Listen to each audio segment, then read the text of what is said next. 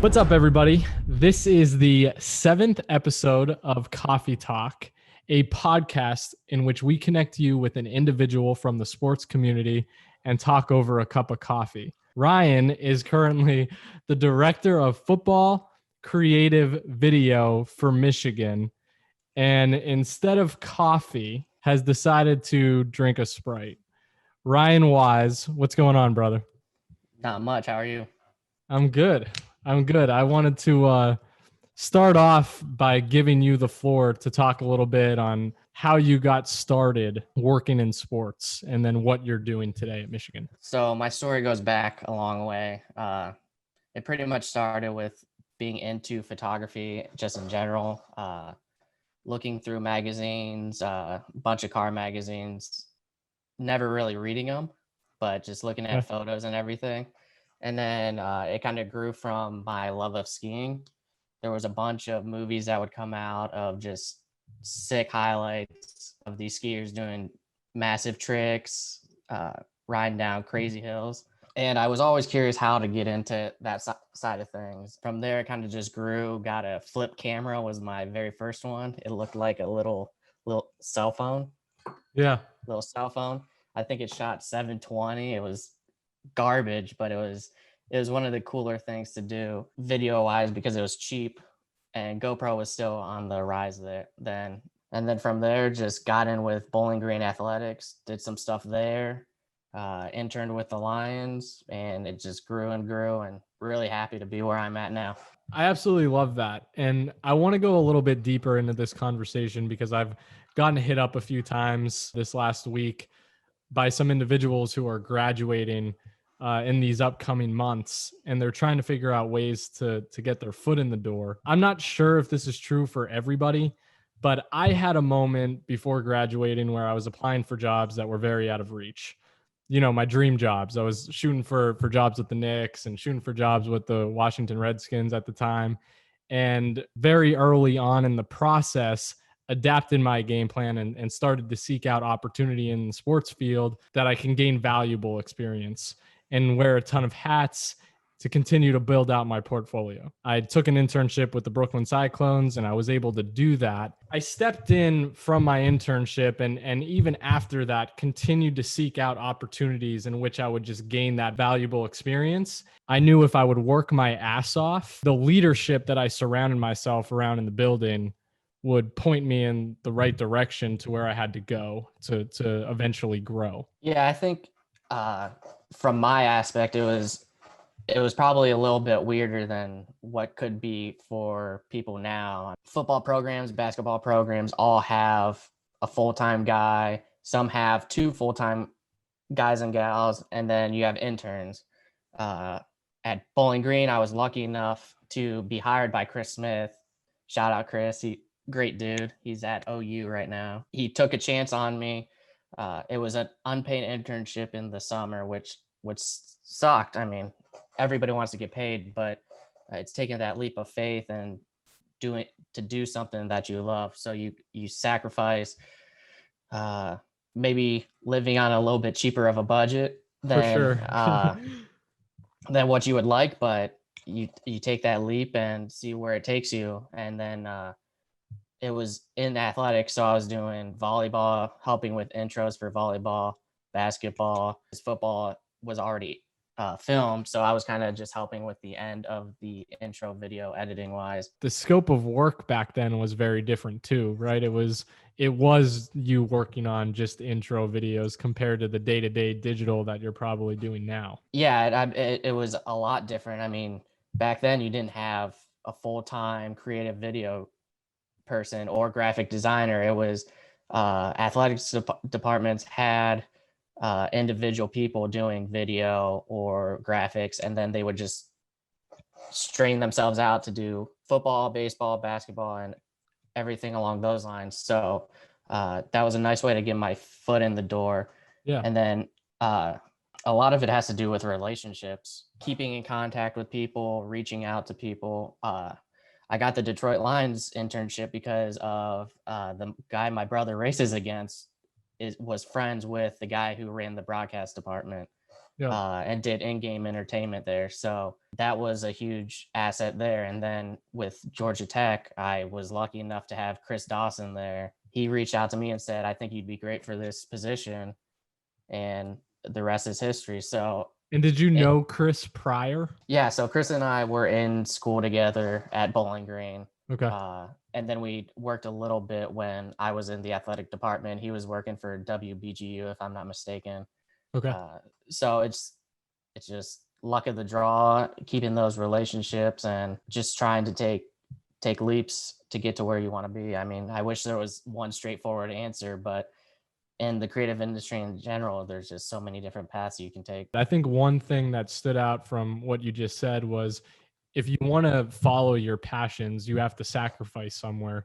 And usually in sports, I came up similarly. I took that job with the Brooklyn Cyclones, and I remember I would work from 7 to 5, and then from 6 to 12 at night, I was a janitor at New York Sports Club. And I had my 400 square foot studio apartment, and Jen and I were kind of grinding it out at that point, and trying to really push ourselves and put ourselves in situations where we had opportunity to grow. But that's, I think that's a mindset that you have to follow as a graduate coming out of school. But I think you also have to do that now, today, and continue to keep that same mindset as you continue through your career. Without a doubt, I think it in general, being a creative and working in sports in general, it's always just trying to push to where you want to be. I mean, it's never settling. It's always trying to get better. And I don't want to forget also, I interned at Cedar Point in the marketing office too. So I knew somebody there who got the full-time gig to run social media. He was doing photography, video, running social for Cedar Point. So there's another way of just a classmate. I applied, reached out to him, said, "Hey, I'm interested," and then there was another opportunity. And then uh, along with the faith thing again is when I was at Cedar Point, I got a call from a small sports media company out of Zanesville, Ohio, where I met Yeah. my wife. Shout out Jess. But No doubt. it was taking a chance on this small company who was doing high school highlights. And unfortunately, I was let go due to they had financial issues, but I still stay in contact with them. Storied rivals, I guess I should give them a shout out as well. Yeah. But I learned a lot from shooting sports there. That probably was the start of just trying to learn how to film highlights and be in multiple places at once as a single filmer. You've told me you've been laid off twice. Tell me a little bit about that, and how you kept positive through those obstacles, to get to where you are today, because right now you're in a very coveted position working for Michigan. I will say it's probably one of the most stressful situations. Yeah. And it's very demoralizing. You're always looking for jobs. I need to go on my computer and see how many jobs I actually applied for, because I still have contact information and various information on if I got a second interview, a first interview, or just no contact at all. It's just grinding. I mean, in sports in general, it's a grind, but when you're laid off from jobs or in between jobs, you just got to keep your head up and try and push through it. And the only thing that'll motivate you to keep going is just doing what you love. So you just got to keep your head up and know that sooner or later somebody will take a chance on you. Did you have any tactics that helped you land those jobs or put you in the conversation with the hiring manager? One thing I always used to do was I built out different graphics, brand playbooks for teams and schools that I was applying to. And most of the time that at least would get me a response. That's a good question. Back then I was probably naive to an extent. I thought maybe some of my older work would just get me a job, or at least if I got a good interview, I believe I could work my butt off and showcase that no matter what, I'm willing to learn and willing to get better at my craft. But now I'd probably try and just keep making things a lot more. I think just staying with making content and pushing content with social media being such a big thing now too, and pushing on Instagram. I mean, TikTok's huge. Being able to push content through those, you never know who's watching now, and I think that makes finding jobs a little bit, I don't want to say easier, but it at least gets you out there, and that somebody will probably more than likely see it and reach out to you. I agree with exactly what you're saying. The sports community is so closely knitted today because of what everybody's doing on social media. That didn't exist several years ago when we were really trying to get our start in the industry. And a lot of it is because the positions weren't even out there. Exactly. That's a really good point. The reach that social media has had just for some kid coming out of college and getting jobs. I mean, I'm seeing all over kid posting their stuff, and next thing you know, a week later they're hired either where they were working already or at another school, and it's insane, and it's awesome to see something like that grow so quickly. Why did you take the route you did and going to work for athletics, going to work for football? What got you started there? That's tough. I think growing up in a football town Yeah, and a basketball town, I was always around football and basketball. I never played football and basketball since I was in the marching band. of Uh, course. hey, I played golf too. But I grew up around the sport, Yeah. and it just so happened that the takeoff of video, the need for creative video in these areas, that I knew it was just going to be the way to go, and the way that I'm going to enjoy my life and wake up every day and enjoy going to work. Yeah, that's awesome. And I could tell when I came into Georgia Tech, I was very quickly able to tell how passionate you were about creating content. So I've had the luxury of being able to work with you at Georgia Tech. I came in with Jeff Collins and his staff, but talk to me a little bit more on that experience of us coming in, a new coaching staff that has very different ideals from a digital perspective. But even if you want to touch a little bit past that, I know you've talked about how the programs were so night and day from one another. Again, I talked about how stressful being laid off is. I Yeah. think one of the other most stressful things was having a new coach come in and having to learn a bunch of new people. It was exciting. I mean, I'm thankful for it because I got to meet you. We made some killer stuff while we were there, and then it was like I'm a people person for the most part, so it was nice to meet a bunch of whole new staff. But Yeah. it's definitely interesting. And when I got to Georgia Tech, I would say I was probably not as, I don't want to say prepared, but there was a lot I still had to learn from a content creation standpoint of what to push and the direction to go. And I think, which was a major asset of having you come in and Coach Collins come in, it is that he had a direction, you had a direction, knew kind of what we had to push out, and what content could be created, which I'm forever thankful for, because I think it helped me get into the position I am now and to push certain content we're pushing now. I was kind of a deer in the headlights at times with Georgia Tech the first year, just because I wasn't exactly sure what to make. I was like, oh, I know I'm going to make hype videos and win highlights, but there was much more that I knew I needed to do. And I didn't realize how much more that was till you guys got there. Yeah, I appreciate that, man. I agree. We were able to do some really cool stuff. I was extremely grateful for the opportunity to work with you and Brittany. Brittany was doing graphic design for us at the time. You guys not only pushed me as a content creator, but more importantly, made me a much stronger leader.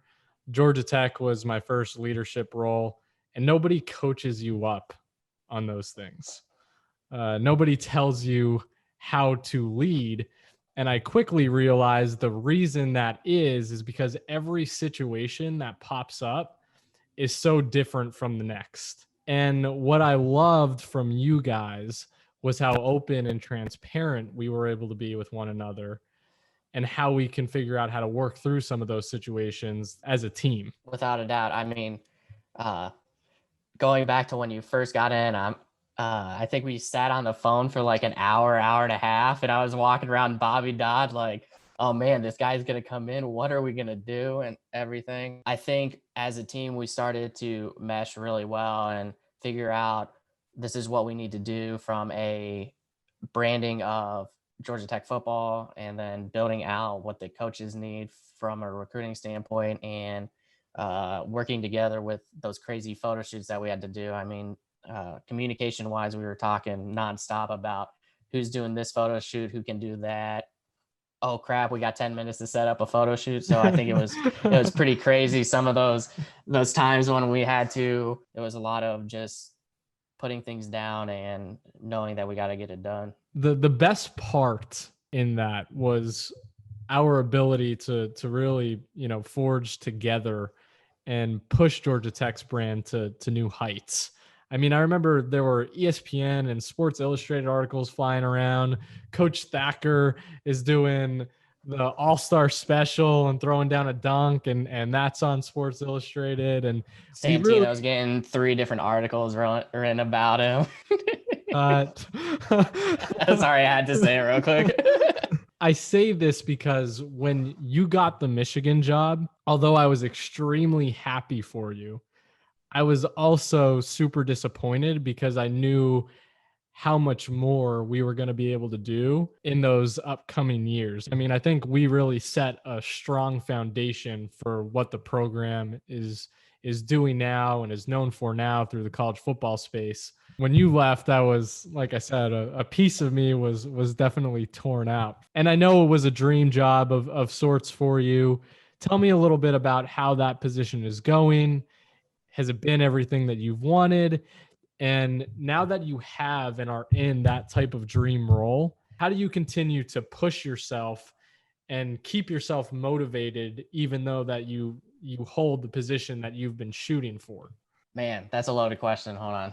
So when you go anywhere, it's going to always be different. When I left Liberty to go to Georgia Tech, it was different. When I left Georgia Tech to go to Michigan, it was different. I love Michigan. It's so much fun being up here. The greatest thing is getting to know everybody. When I first got here, you start to get to know all the coaches, all the players and everything. And it's always interesting when you go new places to see how others interact, how others just attack each day. And then just coming up here, it's so nice being closer to family.